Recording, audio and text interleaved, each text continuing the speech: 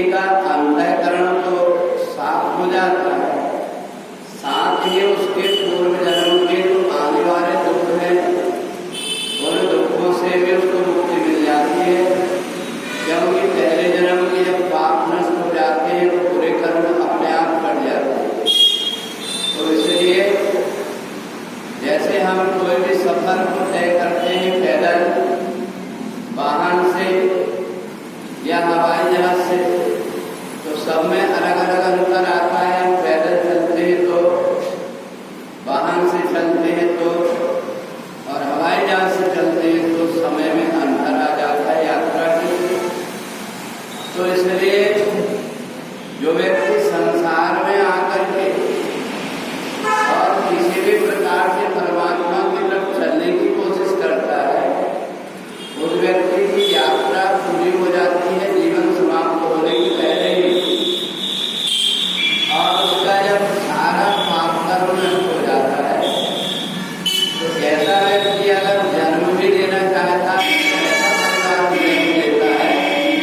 प्राप्त पुत्र काम लोकाम जीवा शाश्वती समा, ऐसे घर परिवार में जाकर के जन्म लेता है जहाँ सब प्रकार की सुख सुविधाएं हैं, परिवार के अंदर अच्छे आचरण और अच्छे विचार हैं, ऐसे परिवार में जाकर के जन्म लेते हैं। तो इसलिए जरा सा हमारा सत्कर्म करने से इतना बड़ा हमारा लाभ हो जाता है।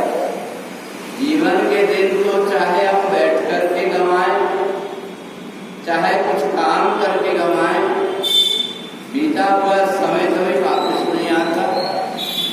इसलिए समझदार व्यक्ति अपने समय का सदुपयोग कर लेता है और समय का सदुपयोग करके अपने आप को परमात्मा से जोड़ लेता है।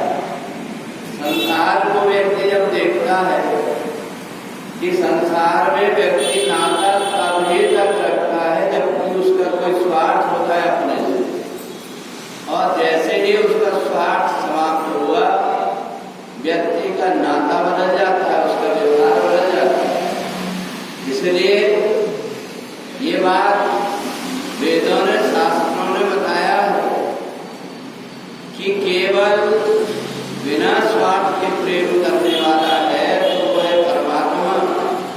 और परमात्मा इसलिए बिना स्वार्थ के प्रेम करता है क्योंकि ये जीवात्मा परमात्मा का ही अंश है, और जब ये परमात्मा का अंश है जीवात्मा, तो जैसे माता पिता को अपनी संतान को देख करके कष्ट होता है, ऐसा परमात्मा को भी होता है।